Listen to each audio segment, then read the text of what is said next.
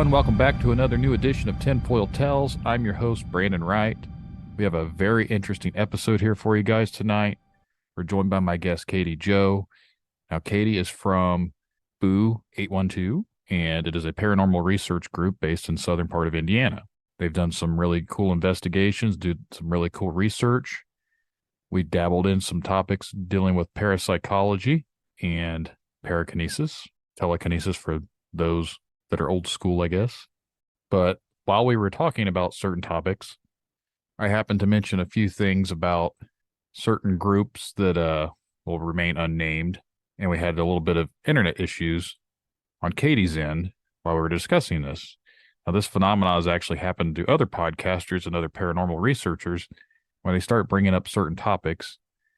I've always remained a little bit skeptical of the situations because who knows what really is going on, but I just thought it was weird considering the timing of everything that happened. Be on the lookout for that. It's definitely peculiar, at least to say. Was Big Brother out there listening? I have no idea. But with all that being said, if you'd like to be on a episode of Tinfoil Tales, you can send an email to Brandon at tinfoiltalespodcast@gmail.com. You can find us on all the social medias. We're now on Instagram. We have a Twitter. Facebook's the main thing where I'm at. There's also now a Facebook group. So if you want to get on that group and share your stories, you can do that as well. Photos, whatever it is you got, bring it on there. We'll look over it. We'll all discuss it. Make a great community for each other. It's definitely appreciated for everyone out there who's been following the podcast, sharing it around. If you leave a 5-star review, it helps with the rankings of the podcast. So that's appreciated too. And I thank everyone out there who's been doing their best to try and get the reach out for this podcast. The books are available. I'm going to be at Unity 5 on October 21st up here in Miami County, Indiana. You can find that event on my Tinfoil Tales Facebook page or just on Facebook in general. There's going to be a lot of cool, interesting topics on there from people from different research groups, different podcasts, whole bunch of things going on there. So it should be a great time. We're going to go ahead and dive on into the conversation with Katie. So sit back, relax, and enjoy the show. I'd like to take the time to welcome my guest tonight, Katie. Thanks for coming out and talking with me. Yeah, thanks for having me. I definitely appreciate you coming on here. I know we just talked just a second ago, but you and I mentioned this earlier, but you're in a paranormal group. You want to talk a little bit about that? Yeah, so I am the founder and director of Boo 812, and 812 is representative of the area code. So we are a paranormal research group in southern Indiana, and all three of our members were part of a academic paranormal research group for the last 10 years. And, the rigid academia gets kind of boring from time to time, and we don't get many opportunities to share just the cool things that are happening with the public. So Boo 812 was kind of birthed out of wanting to share some of the cool stuff we were experiencing with the public. Now, how often do you actually get to go out and do field research, like investigations and stuff like that? So now that we are Boo 812, not as much. We focus more on doing like paranormal experience classes and ghost hunting 101s. I think it's late enough in the year that we can say we are getting ready to do like a historical haunted tour on the Belle of Louisville, as it's going on a cruise. But when we were in the Academic Research Institute, we were doing regular research. So we'd maybe go 3 or 4 big places a year. And then there was a parapsychology class at Indiana University Southeast, and that research group connected with Indiana University Southeast and was doing like seance experiments in the basement of the physical sciences building. So pretty regularly out there in the field, and a lot of the research that we got together and collected before Boo 812 got published in the Journal of Parapsychology, the Journal of Alternative Science, and I think we had about 13 publications just while I was on the field research team. Awesome. Did you said they had a seance? Did anything come about from that you're aware of? Yes, so I was actually one of the participants and not one of the researchers in that. It was kind of the bridge between me joining the academic research institute. And I mean, there was a lot of psychosomatic stuff that happened. So one person said, "Oh, I think my stomach hurts," and then the other two would be like, "Yeah, yeah, my stomach hurts too. What's up with that?" But in terms of actual quantitative stuff that we could measure, um, we had geomagnetic field readers in multiple rooms in the building. And the only geomagnetic field that changed during the experiment was in the room we were in. So even though they were all collecting data at the same time, the only geomagnetic, whew, that's a hard word to say, geomagnetic field reader that changed was the one in the room we were doing the seance in. I've been with some groups before, and kind of like what you mentioned, someone said, oh, they felt nauseous, and then mysteriously someone else said the same thing. And they did the whole lights, like trying to think, you know how like if you ever watch like the ghost hunters or whatever, they have like a flashlight and they'll make it turn on by itself and ask it to do stuff. They've had stuff like that happen to, and Mhm. I try and remain skeptical. So I'm like, yeah, it's probably like a trick flashlight they just bought to try and make us all believe or something. Right. And I think all three of us in Boo 812, we're hopeful skeptics. One, because we don't want the world to be boring and don't want to think that we've figured it all out yet.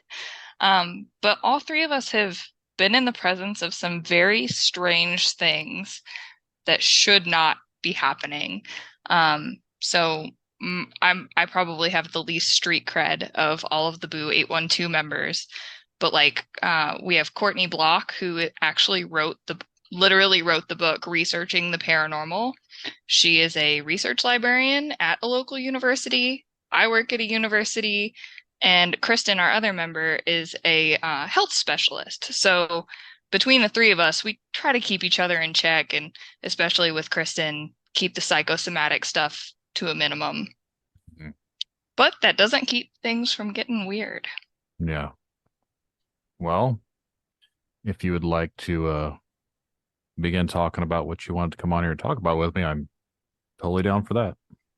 Yeah, so I actually was really interested in talking about psychokinesis and psychokinesis's effect on ghost hunting and whether phenomenon is happening because an external force such as a ghost or a spirit or whatever label you want to slap on it is manifesting something, or whether it is our own mental projections to the environment around us causing stuff to happen that shouldn't. And there is a plethora of field research out there on psychokinesis. And I think did you watch Stranger Things? Yes. I think with the resurgence of kind of sci-fi in that realm, more people are going to be curious about telekinesis. What can we actually do versus what is just, hokey stuff that you see in TV.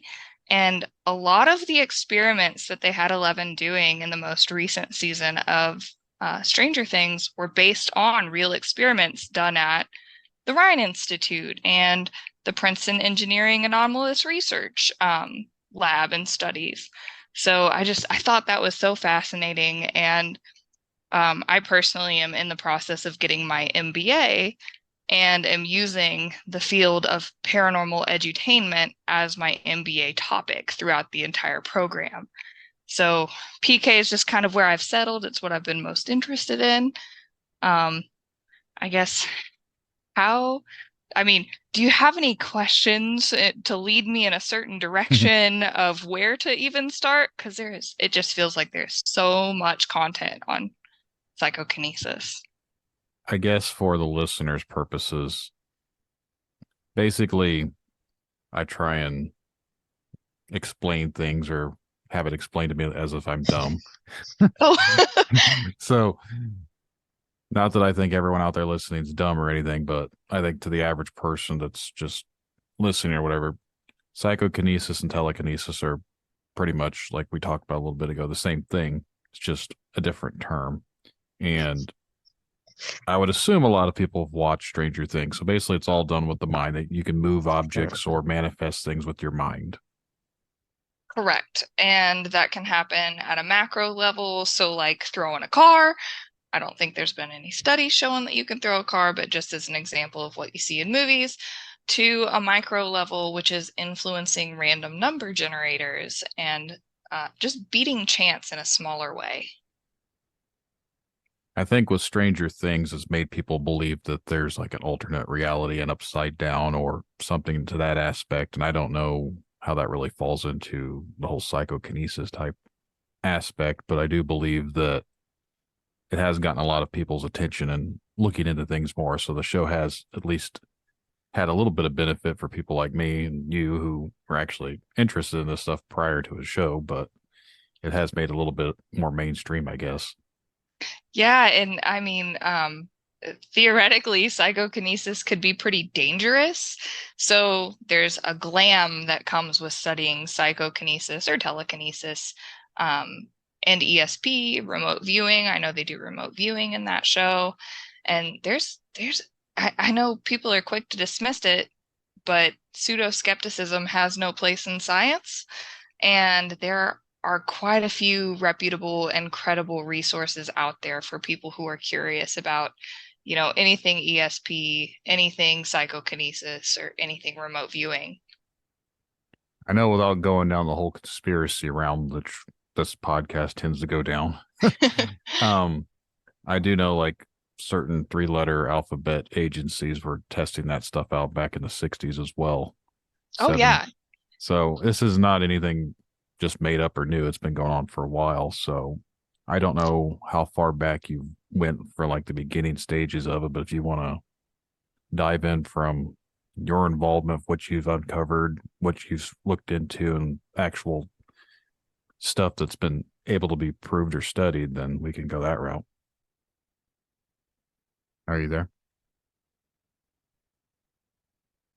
We had a minor technical difficulty, which I think we've gotten straightened out, but Yeah, I'm hoping to stay connected. I'm in my car actually to stabilize the signal, but I tell you what, I draw the line. If the Men in Black show up, I am out.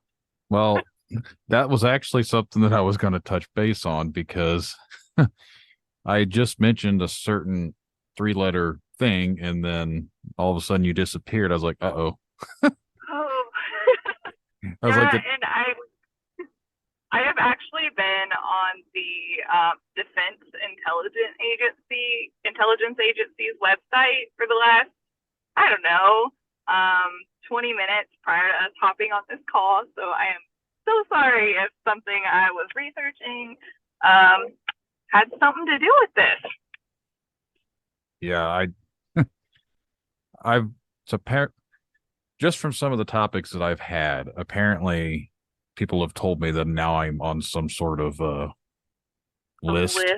Yes. Mm-hmm. And basically they're trying to bury the podcast, and I've been warned to stop digging into things because what I look into doesn't mean someone's not going to be looking back at me.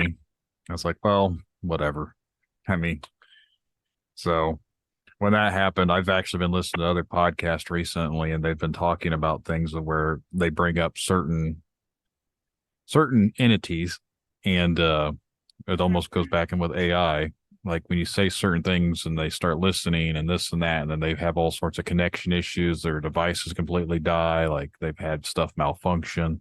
So this is actually another one of those weird phenomena that apparently comes involved when you start talking about certain things. Yeah, and so it kind of catapults us into another topic of, when you're on an investigation, a lot of the ghost shows report that, our batteries just all of a sudden drained too. And there's some theories that might correlate that with psychokinesis. So who knows? It could be a multitude of things. It could be one thing. It could be six things. It could be one or the other. But in the end, we really just don't know what causes all that. Until the men in black show up, then I'm going to say it's the government. Yeah. I already told my co-host from my other podcast. I told him what had just happened. I said, if I disappeared too, I was like, it was the Clintons. Oh, goodness. Well, hopefully that doesn't happen. Yeah. Yeah, but we were talking about those 3-letter agencies, and have you all delved into the I think they call them the black files I have from the not. CIA? I have not. So, oh, go ahead. I was like, to be 100% honest, I don't try and look into a whole lot of things like that because, again, I've already kind of been warned about what I'm looking into. So I just, if we talk about it, we talk about it, but I don't do a whole lot of searching and researching into things because I really don't need a big target on my back. Yeah, I I researched them anyway, and it's been kind of weird.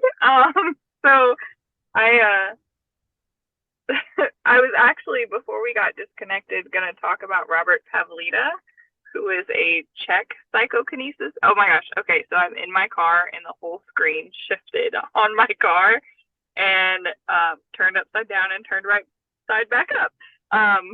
So I don't know what's going on with the technical world today, but I've never seen it do that before.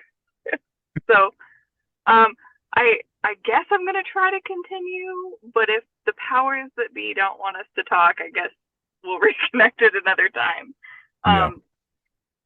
But Pavlita was a Czech scientist who was doing some really, really cool psychokinesis experiments in making little metal objects.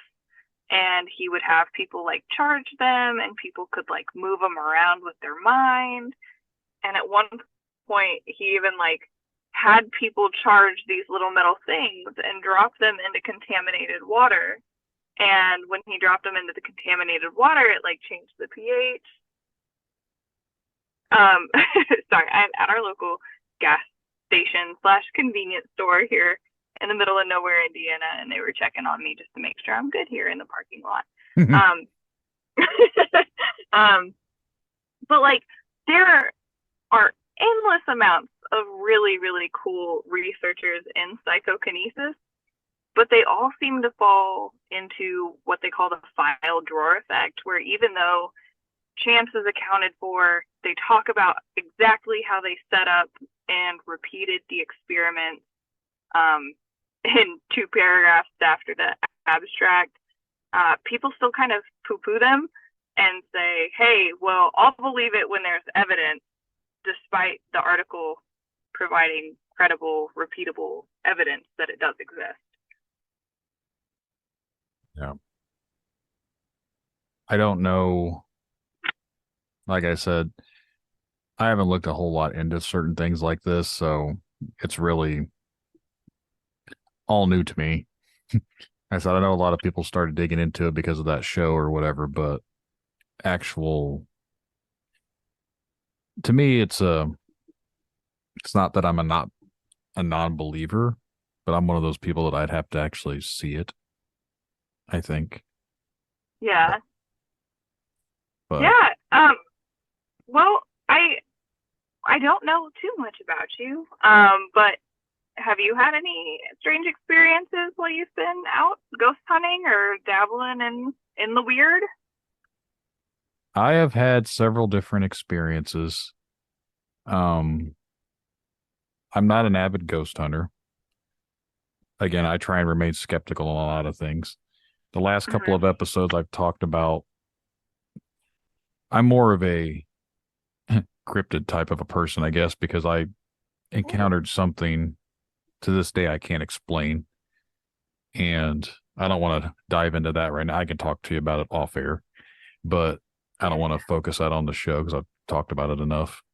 But I did have an interesting story from, and I was actually going to save this for another time, but I was at an old cemetery, and I'm going to give you the Cliff Notes version. Okay. Basically, one of my friends found a $50 or a silver dollar on a headstone way out back, and for whatever reason, he thought he was going to be funny and take it. And the rest of us begged him to put it back because that's just bad juju, in my opinion, and we don't want that. And Right. as we got back to the vehicle, there's a bunch of weird noises, and we thought it sounded like a chanting type. I don't know how to like describe the noises. It just sounded like a bunch of chanting type noises coming from the woods. And then it got louder and closer, and finally he said, "Screw it," and threw the coin out into the darkness, which even made me mad because I'm like, "You're a dumbass. Why didn't you just take it back to where you got it?" Right. And then the next day, during the daylight, we went back out there, and where the vehicle was parked, we'd parked in the same area. And as soon as we got out of the vehicle, we looked down on the ground, and the gravel area of the parking spot, because it's just a driveway, was a silver dollar, which it looked exactly like the one we all saw him chuck out into the darkness. Oh yeah, and silver dollars are hard to come by. That's interesting. So I am of the mindset that it was the same one because it was literally in the same spot where the car was parked, and we saw him throw it. So what's the irony of that there would be two of the same thing in the same spot? You know what I mean? Like, Right. so I was like, all right, well, I'm not coming back to this place. And that was one of the last times I was ever at that cemetery. I'm not one of those people that think, oh, all cemeteries are haunted or anything like that, but that's the one instance to where I can't explain that one. Can I ask you a regional question that will not give away any sort of location factors? Yeah, go ahead. Was it like in between where you live and where I live? Yeah, it's not too far from my area. Okay, cool. Yeah, I've been really researching up some local cemetery lore just for our own group to go out and investigate, but man, it is so hard to get like data that isn't the wind blew and our recorders caught it, or there's just so many things that people can dismiss and so many variables that are kind of wild card out there for cemetery investigations. There's a bit more to that story that, like I said, we can talk about off air, but I will elaborate this for anyone listening. Him and I were with a group of about 3 other people, and him and I were the only ones that actually had touched that coin. And for like the next 2 or 3 weeks, we had the worst luck. Ooh. The following like couple of days after all this happened, him and I were with one of the other buddies that was with us on that, and we ended up getting to a pretty bad vehicle wreck. We rolled a truck on a tree and snapped the tree in half, and Whoa. him and I were the only ones that really got hurt. The driver, who I thought was dead because he's the one that hit the tree, like a tree went through his door, come out with no scratches. I don't know how that possibly happened, but I was like, and then it was the same day we were at a friend's house, and they were supposed to, now granted, this was 20 years ago, so I was out of high school, but I was still not of age. I was only like 19 years old, but we were going to be having a party at our friend's house, and we didn't realize that it was going to be raided out. So we were there before it even started, and the police show up and we're going to arrest us for trespassing. And me and him were the only ones there because our friend mysteriously left to go do something and left us there at his house by himself. And so, and then the week following, he got fired from his job. My car had broken down. Like, just the strain of bad luck that had happened after that night. I was like, wow. I mean, did it subside? Yeah, it did eventually went away. But like anytime him and I were together, like bad things just seemed to happen. Wow. Yeah, something wasn't happy with you there. Yeah. So I've never really went back to the place. I've been there like once or twice with other people, but I've never really gotten out and done anything. I showed them the place, like how to get to it, but I was like, I'm not going and messing around with anything. You guys can have fun. We've got a couple of places that are feeling like that these days after a couple weird investigations. There is a place up this way, and I will I will say it for anyone interested in knowing. It's called Okefenokee. You'll probably find Oh something that's not too far from where I live. And they claim it's one of the most haunted places up in this area, but I can attest that I have stayed out there. I've camped several different times and I've never had anything paranormal happen. oh my goodness. Yeah, I remember I remember being in a preteen sitting on the Angel Fire Indiana website and reading the stories about Okefenokee on that awful like black background, bright red Yep. text. Like I totally remember Okefenokee. Shadowlands or something like that's what it was Ah, called. yes. Yeah. Oh goodness. Those were All, the days. all those places I went to, and I never really encountered anything. But the cemetery I'm talking about, it was on there as well. But I'll tell you the name of that place here off air. Okay. Awesome. Well, ever have any I mean, the I guess the coin would kind of fall into the apportation phenomena realm just because it shouldn't have been there and then it was there and you didn't see it get there. But did you ever have any like occurrences where you saw something move or something get thrown? Like, I mean, did you ever have any psychokinesis or poltergeisty activity? I talked about this on my Hat Man episode. Cool. Uh, I woke up one night from a dream, and in the dream, I'm choking, and I felt like there's a lot of pressure on my throat. Well, when I opened my eyes, I said it was a cowboy because it was like a guy wearing a cowboy hat was right over my bed choking me. And I could feel it on my throat. Like I couldn't breathe, like I was being strangled. Wow. And I You know, started, I've I started kicking and finally like broke free and I was able to move and it was gone. But that was years ago. Now, I don't know if my mom will appreciate this story, but this happened at my parents' house. And this story also happened there. You know the big 5-gallon water jugs? oh Like, yeah, like football game water jugs. well, like you have a water cooler at home. You just fill up your 5 gallons of water and you put it on your cooler, and then you just get a cup of water whenever you want from it. Keeps it cold. Yeah. We had one of those when I was growing up, and 5 gallons of water weighs about 40 pounds or so. Now, I was in high school at the time, so I wasn't at home, and my brother was young, so he wouldn't have been able to do this. And they kept the water usually out in the front room. The cooler was in the kitchen, but the water jugs themselves were always left out away from like the walking area or whatever. My mom was in her chair and she got up to go shower and get cleaned up for the day or whatever. When she came back into the living room, one of those 5 gallon water jugs was sitting in her chair. And What? she freaked out. She'd called my aunt. My aunt came and sat with her for most of the day because my brother was too small to pick it up and done it. He wouldn't have done it anyways. He was a little kid. And they got rid of that water cooler. Like Wow. to this day, that's never been explained either. Like she still swear I didn't see it happen, but she swears to it. And I don't see any reason why she would randomly make up that type of story. So Yeah, I can imagine that would shake you up pretty good if it's that heavy and you know, suddenly in your chair. you know. And then Wow. far as like anything else, I think because I still live in the same area, I think this whole area up here because it was used. We're basically in the Miami Indian, like McConaughey, this whole area up in this is all like the Miami Indian not reservation, but like this used to be like their area where they lived.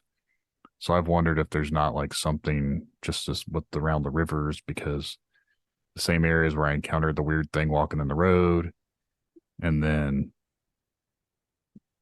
when I was growing up, there's like, we always called it the gully. There's like this ditch that separated my house and my grandparents' house and some of my other family members. Like we all kind of lived in the same area.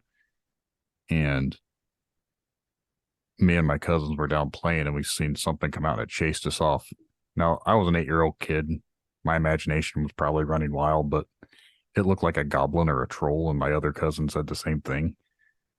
This little mad elf creature looking thing come running out and chasing us out of the woods. Oh, like a Yeah, puckwudgie?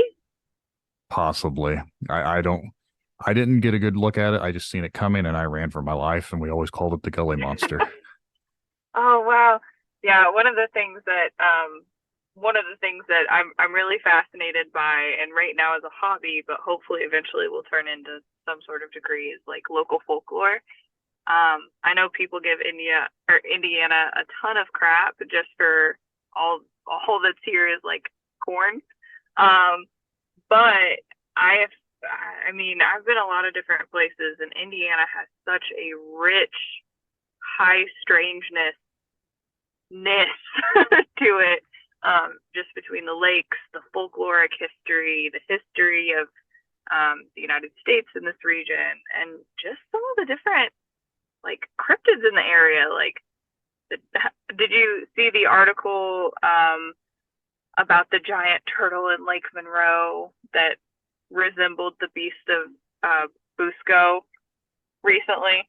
I did my little research and found out that that was just a made up story. Oh yeah, it gave the DNR a run for its money, but it definitely sounded a lot like the Beast of Busco's Yeah. kind of lore. But it's just funny because Indiana seems to be one of those places where you can write a fictional story like that and people are gonna believe it because enough people have had such strange things happen that there's just that little spark of belief that takes them. I always grew up more of someone that thought that I guess I grew up as an X-Files kid. Like I wanted Oh to be yeah, Fox Mulder. So he is pretty great. that's always been my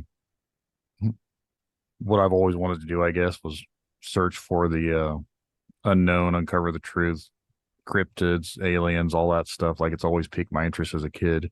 But in the back of my mind, I was always skeptical of it to an extent.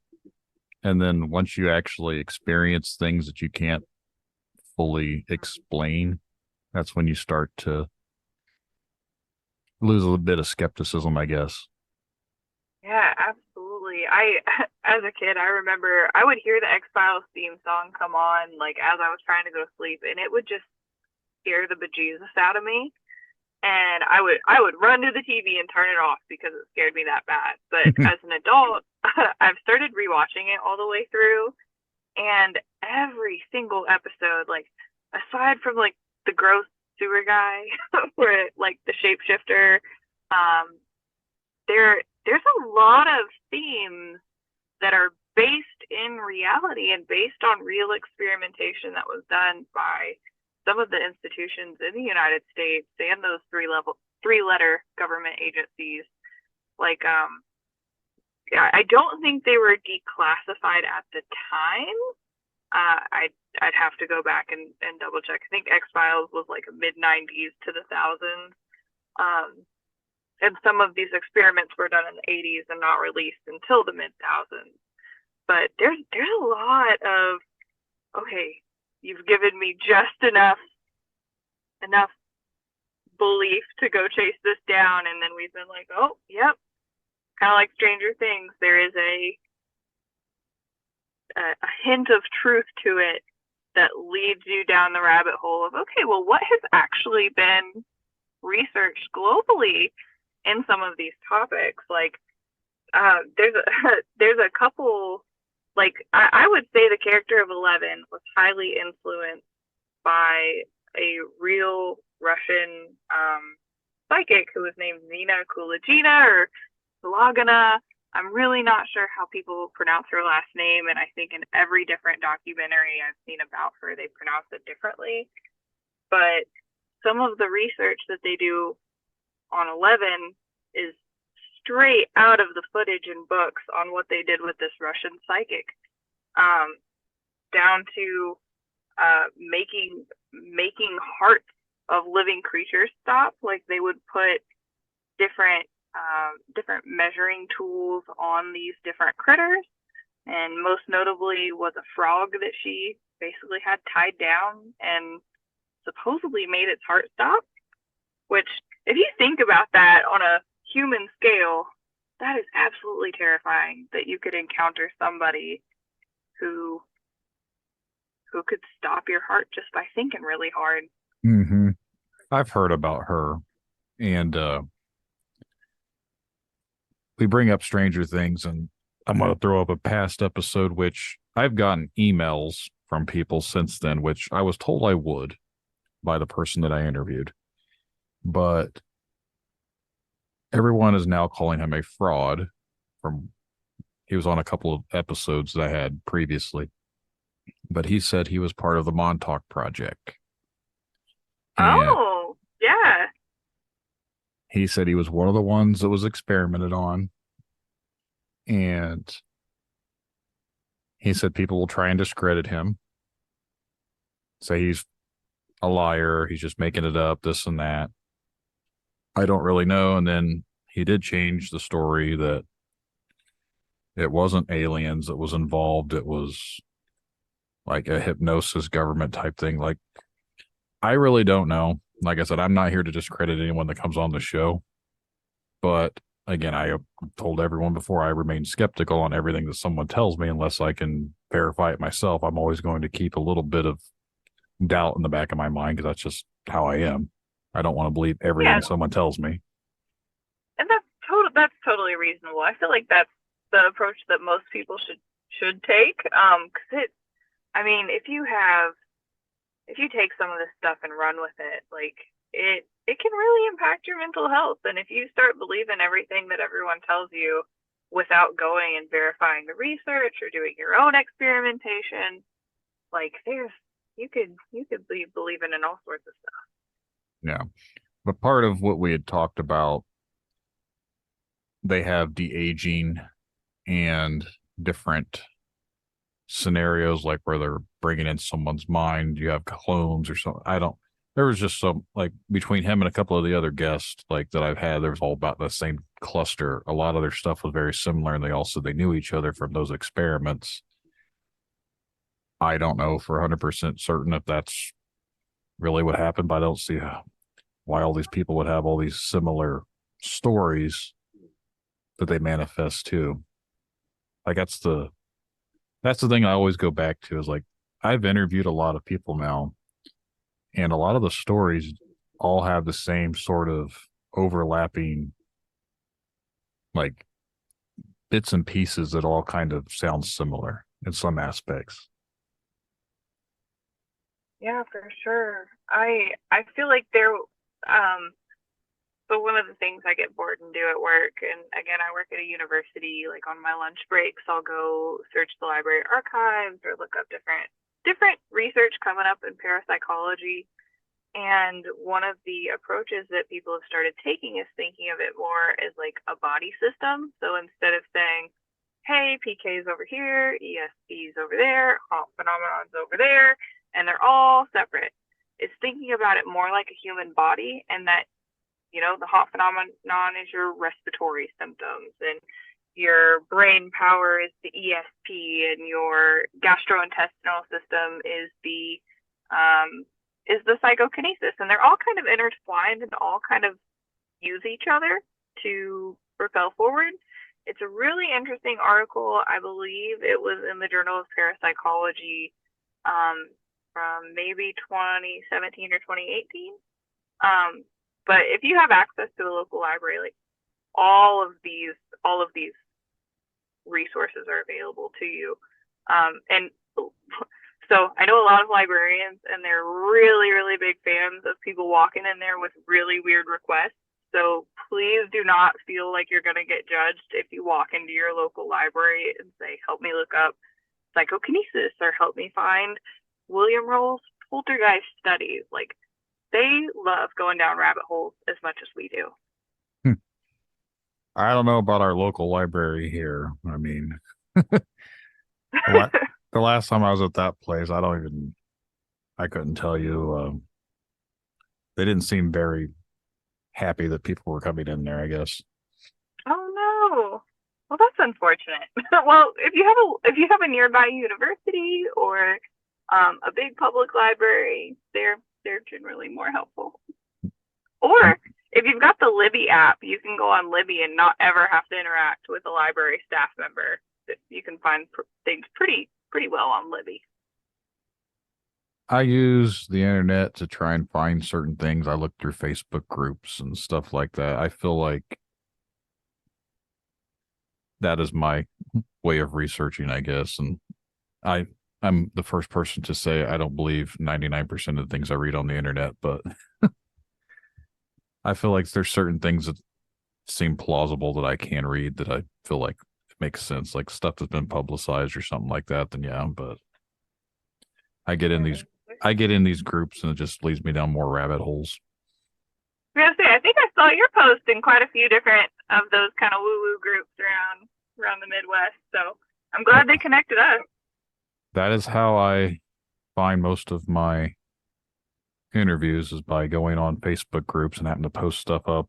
For the last 10 months, I have only gotten a few emails sent to me directly, because every episode I advertise where they could send an email, get a hold of me.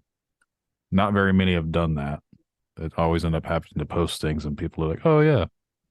And then the truth of it is, out of just from setting up the interview with you, I had one with a couple other people. So the posts that I've done within the last week, I've gotten about 6 interviews set up, and I've been messaged by over 30 people, and then they just disappear. They disappear after I was like, let's get something set up, and then I never hear from them again. Really? I'm very surprised by that. You'd figure more people would want to. I mean, I guess there are certain levels of people being afraid, or people just getting cold feet, or hey, this happened to me, but I'm not comfortable actually telling the story. But yeah, that's weird that so many people would just kind of fall off the radar. I've sent messages and like they don't even read my messages anymore. So it's like, wow. That's kind of why I went on a little bit of a break and focused on my other podcast, because it's so much easier to get guests on that one because it's music related and everyone wants to talk about the music they play. But I made that one just because I was getting frustrated over this, because I was putting in all this effort to try and find people to talk to, and it's like pulling teeth to get people to actually come through. I'd set up these interviews. I'd be here down here in my basement where I got my recording stuff set up, and I'd be waiting. 30 minutes goes by. They never join the meeting. I'm just like, okay, well, clearly that's not happening. Like, you could at least let me know you're not going to get on. Well, dude, I know a plethora of woo-woos if you need to be connected with anybody or have any curiosity about basically any topic in parapsychology. Like, my team is about to be featured on a pretty cool new TV series that's coming up, and through that TV series, we've met people who dabble in just about everything. And you know, I am not a religious person, but there is a really interesting. I use the term church lightly because it's not any denomination or it's not Judeo-Christian, it's not anything. It's not even Unitarian. It's just a place where woo-woos gather down here in southern Indiana.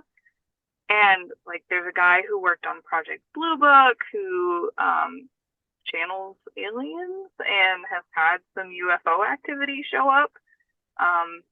That's like, I am so curious about that man that I have been dying to talk to him, and I can't bring myself to walk up to him and say, hey, tell me more about the UFOs. But there are just so many people in this woo-woo world who have all sorts of different varying degrees and experiences and just different things going on. It's really cool. It's an interesting time to live in right now, especially with the whole UFO phenomena going on, or the UAP or whatever they call them these days. Yeah, I have a friend she messaged me the other day and mentioned that she feels like we are on the verge of another flap. And I kind of agree with her. Like, there's been enough high strangeness going on in the world and enough people hoping for high strangeness that I wouldn't be surprised if we experience another flap. I think, and this is me being, the podcast is Tinfoil Tales, obviously, because people think like I do. They always called me a tinfoil hat wearer or whatever. That's why I've decided to call it that. But I feel like when you actually hear about certain things, it's because they want you to hear about certain things. And I don't think there'll ever be 100% disclosure on real. I think it's more of a distraction than anything. I think they're giving us little Yeah. bits and pieces here, but everything, the government and everything else, we know technology is about 50 years more advanced probably than what we deal with publicly. Absolutely. Yeah. And I've been really curious about why, like, just in particular, I tend to lean favorably towards psychokinesis when it comes to haunt phenomenon, and when we're out in the field, I'm more likely to say, hey, one of us in this room is so excited that that happened, versus it's someone from beyond the grave or beyond the veil or whatever who made it happen. But it is very interesting to me that with the timing of world politics, that this information started getting declassified, and remote viewing is getting popular again, and there's kind of a loosening of the grip on calling this kind of stuff crazy. Like there's remote viewing apps that you can use and compete with people all over the world to see who is the best remote viewer and can get the most hits in a row. But it's just fascinating how it all kind of plays together, or maybe doesn't. But there's a lot of little synchronicities. There's a lot of little things going on that all seem to be adding up towards a very intense period of high strangeness in the next few years. It's funny you mentioned high strangeness because I'm pretty sure that is what I named my latest episode. Oh, fun. Let me go. I forget what I named things. Yep. The episode that I just released, I actually have been working with the guy that I interviewed, and I asked him what he wanted to call it. He gave me a name, and part of it was High Strangeness in Kentucky. Oh, cool. Yeah. Yeah, Kentucky, the pennyroyal in Kentucky is intense. I don't know if you all talked about that at all, but Kentucky's weird, Indiana's weird, Appalachia's weird. Like, the whole Midwest and all the flyover states have a lot more creep factor to them than people want to give them credit for. We should really just have a whole paranormal tourism thing going on here in the Midwest. Yeah, this area, for as far as haunted locations, I've been to them, and again, I wasn't impressed. The most scariest thing that I've ever dealt with is the stuff that I wasn't expecting to deal with. I wasn't looking for it at that point. I think when you go looking for it's when you have trouble finding it. Yeah, one of the instances of PK that I experienced in the field was actually my first scary thing to happen in the field. So, like, back in 2013, have you been to the Whispers in Mitchell, Indiana? No. Okay, so they are an interesting location, and they advertise themselves as a paranormal destination, and they're open to all different investigators. And they invite paranormal people in and have just a lot of weird stuff going on in there. Like, I think they had 12 Ouija boards in there the last time we went. So they really invite the strange and invite people to do weird stuff. But you also have to sign a clause that you're not going to do any banishing or purification rituals. Like, so they really want to keep their weird in there.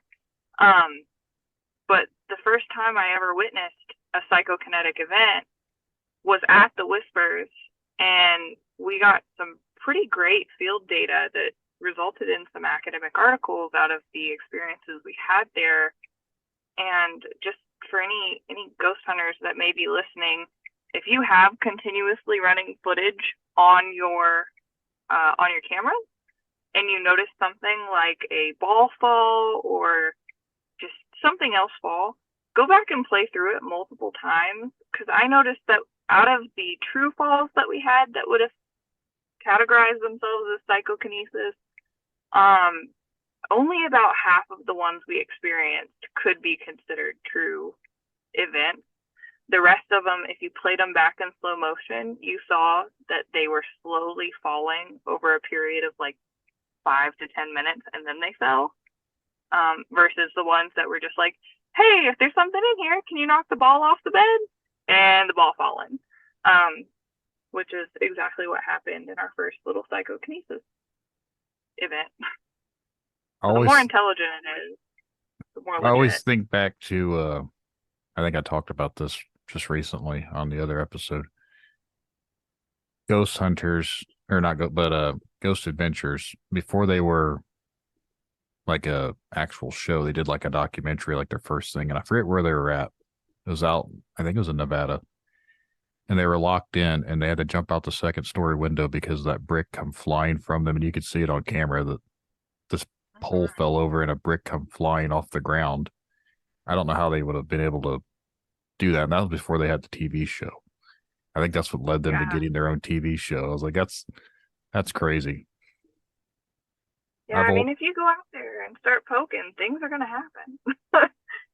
And that's part of the reason why I don't go poking around, because I think I've mentioned this before, but when we moved into our home, it's been almost 3 years ago. As far as I know, no one's ever passed away here or anything like that. So, and it's only like a 40-year-old place. So it's not like a super old, creepy house or anything like that. But when I was in here working, trying to paint and everything before we'd moved in, my dog was growling. At why, I have no idea. And then I heard like the creak. There's a certain spot in the house where if you step, you can hear like the floor creak. And I heard that creak, and the dog's growling. So I went around the corner and I was like, there's nothing there. Why are you growling? What's making this creaking noise? Didn't see anything.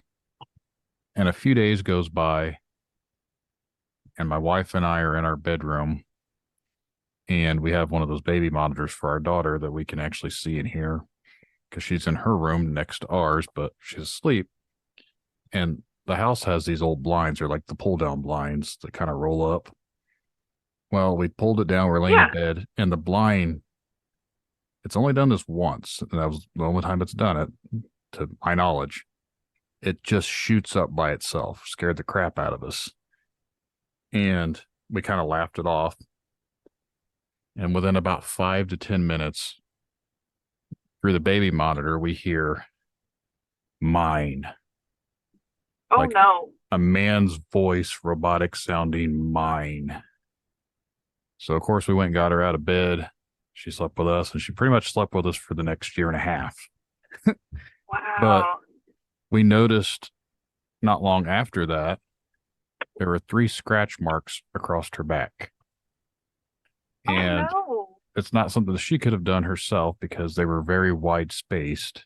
So our other kids couldn't have done it either. It was almost like it would have fit my hand. And I'm almost 6'4". I have really big hands. I'm like, so whatever done it had a widespread to scratch those 3 straight scratch marks, like angled down her back. And I know I didn't do it.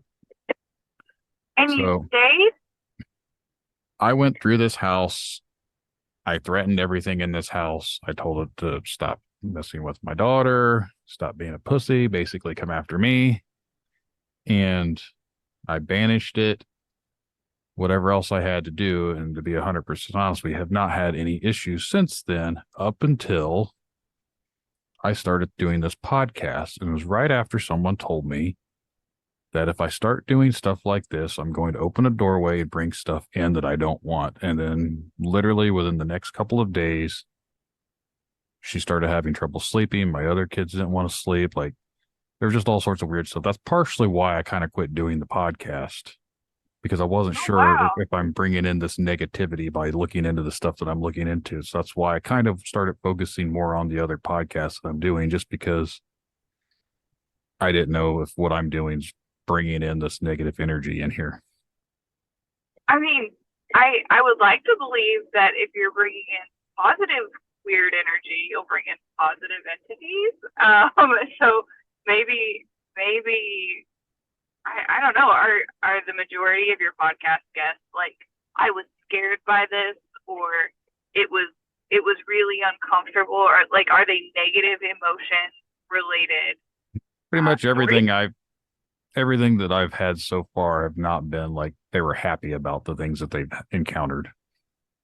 Oh wow. Yeah, I this is super reducing all of the research down to a very basic theory that I have, but I would almost bet that there's like, you know, in Monsters Inc. when the screams convert to energy and that's what runs like the monsters Yeah. city, like, and how it can also be generated by laughs. Spoiler alert if you haven't seen Monsters Inc. But I mean, I like to believe, and just from my own experience in delving into the woo through various different methods, like I've been learning a lot about psychic vampirism, which is totally on the fringe work of parapsychology, but other topics in parapsychology like Reiki, energy healing, Qigong, which can all kind of fall into the psychokinesis spectrum, because it's one mind having an effect on a physical body. Like if you're putting positive energy out there, maybe you'll get something positive in return, as opposed to I was totally scared by it and then continuously being scared by it. So I almost wonder if you bring on some more fun or lighthearted stories, if that will change the nature of what you and your family are experiencing within your house. We haven't experienced anything since then. Like again, back, I don't know. Again, she just turned 4 back in February and was having issues sleeping in her bed again. And I don't feel like there's anything here. I don't think our house was haunted or anything like that, but it just seemed strange that the timing of everything. And it was just a random person. I don't know who it was. It was just a random comment from a random Facebook person that said, I worry for you and your family. I was like, I don't know how they even know I have a family. I replied back, I was like, why? Like, when you start looking into these things start looking back. That's all it said. And then, like, when the next few days is What when a weirdo. yeah, and then the next few days when all that weird stuff started happening, I was like, well, thanks, dude. Who says that to a person? Like that is It was one of those. like I'd made a comment in one of those groups looking for people, and that's what they commented on my post was they worry about my family. oh, well, that's I feel like woo woo stranger danger is almost what happened there. That's what I think, though, is like if someone puts that seed in your mind and then you manifest it yourself. So anything that was could have been normal, I'm already on the sense of, oh no, this is something that I've done. Like I go into protectiveness and like I'm thinking that I'm to blame for what's going on when really it could have just been anything that could have happened. And I rationalize it as, well, this person warned me this was going to happen, so it's my fault. That's kind of funny. So, Dr. Joe Gallenberger, he's a pretty big psychokinesis guy, just among the field. I think most of the podcasts you see probably have him on it. But he basically helps people tune into psychokinesis, and that's one of the things he talks about is like the energy or the mood or mindset you go into it with can impact your chances. So some of the stuff he does are going out to casinos with groups of people, and he's finding that if people are going in expecting psychokinesis to happen, sometimes there's that little voice in their head that says, but what if it does? And that fear prevents them from being able to use any sort of psychokinesis.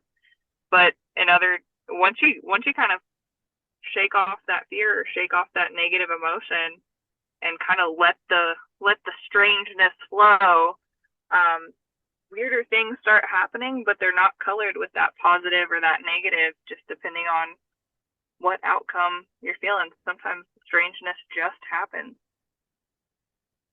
I've been saying this, we just live in strange times at this point. Everyone says stranger things. I was like, we're just in some strange times.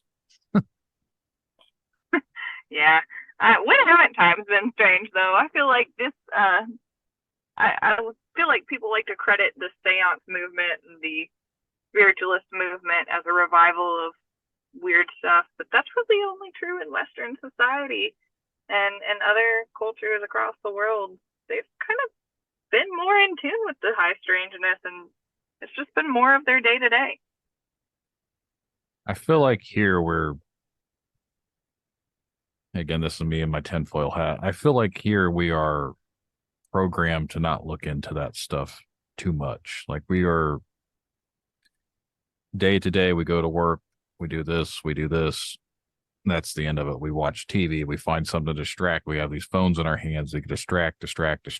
Like, I just feel like we're destined to not look into things. Like the average person is just going to go about their life and not really look too much into certain things. And the rest of the world are more, I'm not going to say underdeveloped, but they're more back in tune to what things used to be. Yeah, and being more in touch with what's going on around them. I feel like that's very, very true, unfortunately. But I mean, hey, if people are wanting to look though, there's some good threads to pull all across parapsychology, and the more the weirder your life's gonna get. I grew up as a Ghostbusters kid, so that came out the year I was born, so I just dated how old I am.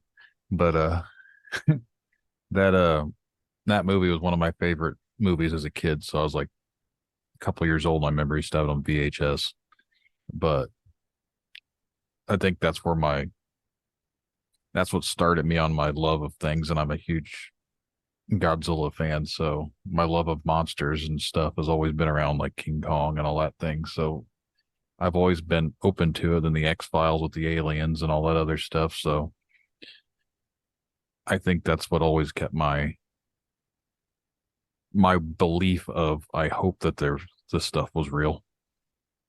You know, I'm honestly, in hindsight, I'm honestly surprised they let the X-Files plant those seeds. And I kind of wonder what the motive is for not shutting that down if this kind of stuff is out there. Like it almost, I feel like it almost discredits the field of parapsychology by making it fiction. Like people are almost more apt to go, oh, I don't believe in that. I saw that in an episode of X-Files, so it must be totally fiction. Versus, I saw this in an episode of X-Files. I wonder if there's any truth to it, and going through and digging up all the CIA, DIA, military government declassified documents that are out there, or all of the global research on it. But I don't know if that makes me like a paranormal pessimist or something, but I'm very curious about if that's what we already know is happening and what's declassified, what else is out there? What else can we dig into? I've always thought that they've always had their fingers dabbled into all sorts of media and entertainment. So I think they slip little things here and there almost to discredit it, as if, well, if TV's talking about it, then this really didn't happen. They're just making it because if it was happening, they wouldn't talk about it. Right. It's like hiding in plain sight. Yeah, Basically, if TV and media talks about it, well, it can't be true because they'd hide that. They wouldn't let us know about it. Well, why wouldn't they let you know about it? Because you're not going to believe it. Oh goodness, yeah. I feel like that is the circle of punctuation of parapsychology, and it's such a bummer because it discourages people from actively pursuing their interest in this stuff, because so many people are like, oh, you saw that in a Marvel comic, or you saw that on this TV show, and then they let that little passion, or that little spark of passion that they have, die before going and looking into, what really can happen in these topics. Can you really go work some slot machines at the casino and beat champs a few times? Can you actually make some little mechanical metal objects purify water just by touching them? Or, energy healing is one that I feel like the New Age movement brought it a lot back into the forefront of people's minds. But I mean, there's some pretty hefty research out there that energy healing and hypnosis healing really makes an impact, and a noticeable impact, on people's health through EEGs, EKGs. I think they've put some mediums in CAT scans, and their brain patterns are different, or people have stronger alpha waves in some capacity while experiencing psychic events. But everyone gets so dissuaded from even dabbling into it that we're missing out on all these really cool research opportunities. I think there's still a stigma and a taboo for going too far into what's considered acceptable. When you start pushing that outside the realm of, I don't want to call it paranormal, but like something towards that, I think like to the average person or whatever, it's kind of frowned upon, especially if they're like in a professional setting. Maybe that's just my interpretation, and I could be 100% wrong, but I've always just felt like a lot of people, especially like scientists and other researchers, they don't really want to put themselves out there because they're afraid of the backlash they'll get. Absolutely.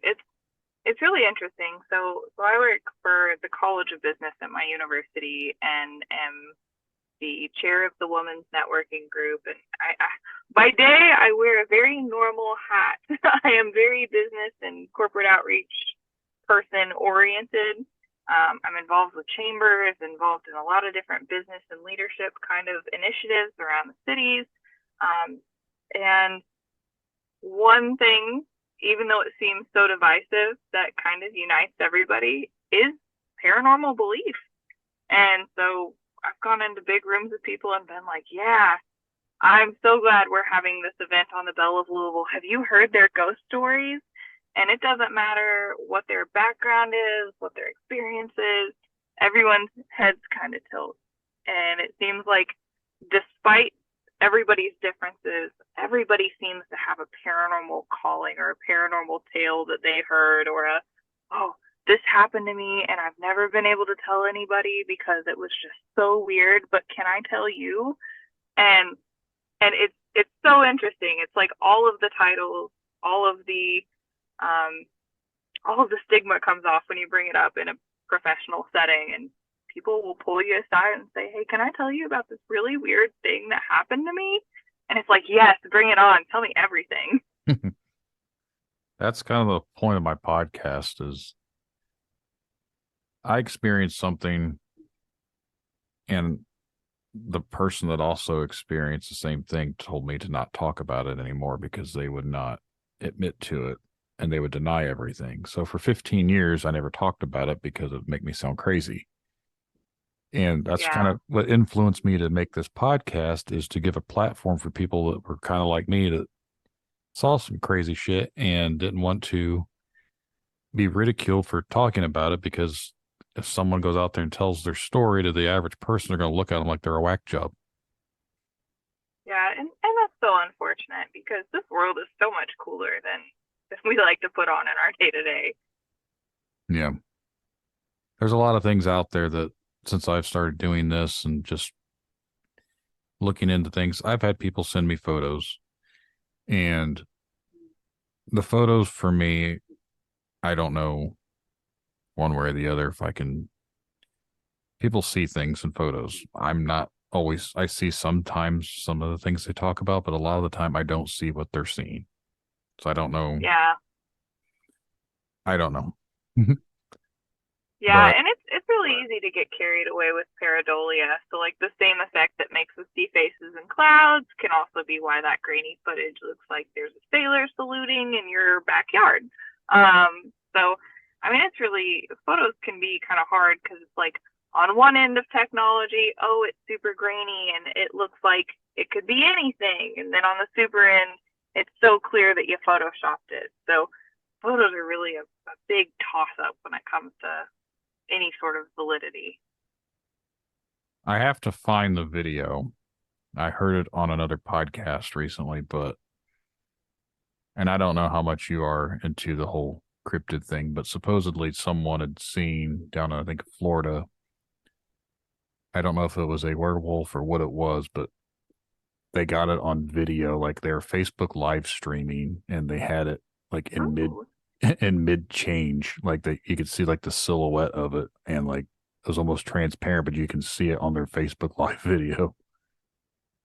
Do you would you post it? Do you have like a podcast group where we can look at these cool photos? I have I have not seen it. I only heard them talking about it on an episode. That's why I said I have to try and find it, because I don't know when this was or what it was, but they were talking about they saw this video that was floating around on the internet of someone that was live streaming on Facebook saying that they'd saw something, whatever. He went back out to look for it, and then he went back to the area where he originally saw it like a couple days prior, and then in the light, it come running out, and you could see it was like translucent, but it was like in mid form, like changing form.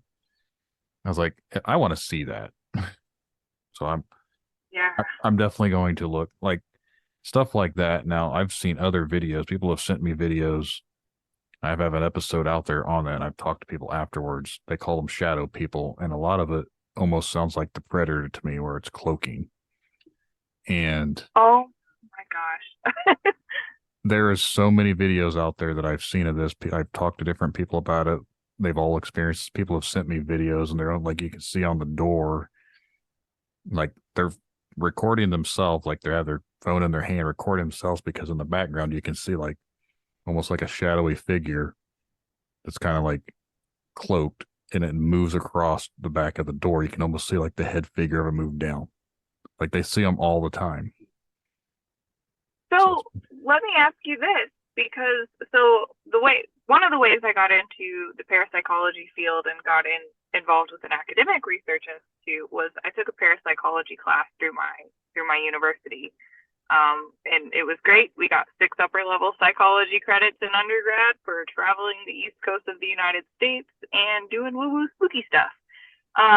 But one of the things they did teach us is always take a control picture. So if you're going to take a picture because you think something's weird, take 2 in case something shows up in one and not the other. And I have a picture that has been baffling me since 2013 from Waverly Hills, in room 502, which is where the nurse supposedly hanged herself. And it is the closest thing to a shadow person I have ever come across in 10 plus years of researching this. Could I send that your way and see what your thoughts are and send you the control pic too? Yeah, that's fine. I've always encouraged anyone that has something, they can send me whatever they want. I'll look at it. I am not an expert at all. Like, yeah, it's still fun to share. Like even if it's not among experts, like it blew my mind, and I was just like, if there's other people who have pictures like this is really cool. Because in one picture, something is there, whether it's a shadow person or something, whether it's a light anomaly or whatever is there in one picture, and then it is absent in the one that is taken under the exact same conditions. And I feel like those kind of scenarios get me a little more geeked about paranormal evidence and parapsychology and just the whole field. I've went down this rabbit hole with a friend of mine before. I think we talked about it he was on an episode too. And I don't remember, again, I have bad memory, I guess. I don't know. But I know I've talked about it where I've always wondered if the spirits and everything that we're seeing or think we see isn't, in the tinfoil hat time, if it's not like an alternate reality.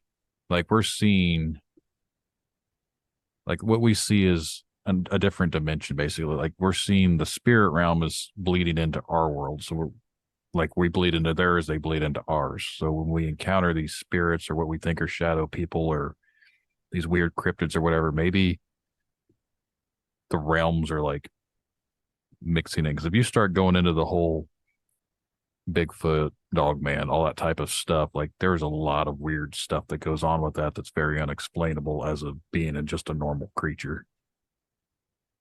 Yeah, and so I'm while I mostly dabble in the ghosts and psychokinesis and haunt phenomenon, I have been getting I have been getting pulled into the cryptid sector a little bit more.